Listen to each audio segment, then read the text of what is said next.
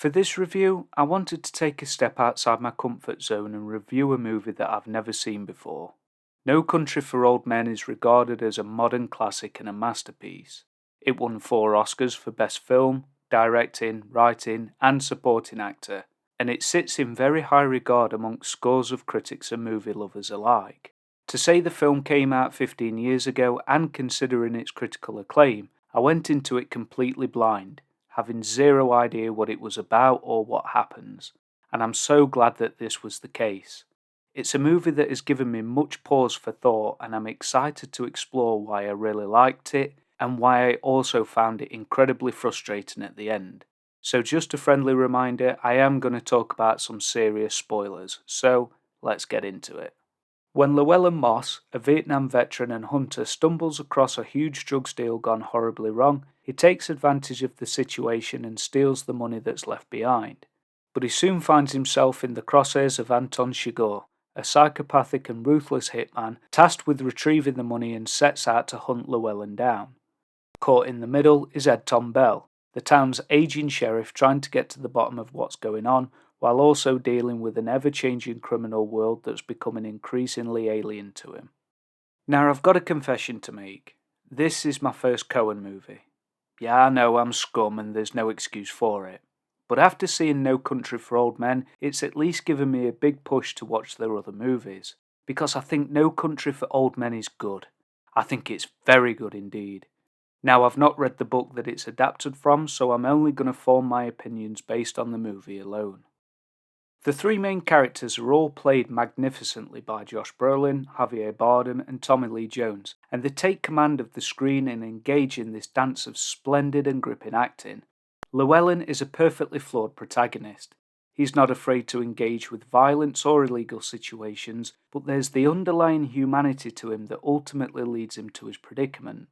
After leaving the only living but injured cartel member at the exchange site, his conscience gets the best of him and he goes back that night to give the man some water. But this lapse of judgment lands him in the thick of it, which sets off the events that unfold. When he realises the danger he's in, he swiftly sends his wife away that she can be safe, while he tries his best to take care of the situation. And the situation he has to deal with has a name: Anton Chigurh. Chigurh is exquisitely villainous. His psychopathy and violent intent knows no bounds, and this soulless vehicle of death could quite possibly be the most terrifying character I've seen in modern cinema. The character is a bizarre amalgamation of efficiency and outright chaos. The 2 weapons he uses go completely against any traditional norms we've come to expect, and that's the whole point, because Chigurh resembles nothing like traditional norms or expectations. The way he moves, the way he looks, it would almost be more fitting to refer to Chigurh as an it rather than a he, because he comes across more like a fabled monster wearing a human suit rather than an actual human. The scene where he forces the gas station owner to bet his life on a simple coin toss just because he had the nerve to try and make small talk is absolutely fucking haunting, and it will stay in my mind for a long time to come. Right from his violent introduction, you just know that every scene that he appears in will deliver bloodshed, and Javier Bardem earned every bit of that Oscar he won. Anton is the sheriff trying to put the pieces of the puzzle together. He's very close to retirement, and the job has taken a heavy toll on him, leaving him with some serious resentment and doubt about the world and his place in it. While the character doesn't necessarily affect the outcome of the narrative, his placement within it echoes the title of the movie itself. Anton's observations about the nature of violence and how it's changed and continues to change invite the audience to ponder these observations with him, and his character brings out the themes of change and getting older that the movie propagates. His opening voiceover and his end speech both delighted me and also invoked some serious meditations on my own views of this life we currently lead. When a movie does that to me, it immediately gets itself a gold star, and hats off to Tommy Lee Jones for his portrayal of this character. There's a sadness and a fear behind those old and experienced eyes that could only be played by a few actors working today. With this being my first Coen movie, I was absolutely blown away with the directing, the writing and the cinematography.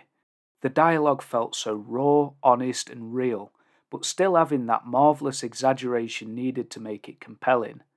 When combined with that Texas accent, it just makes every bit of dialogue interesting and curious to me, and I couldn't get enough of it.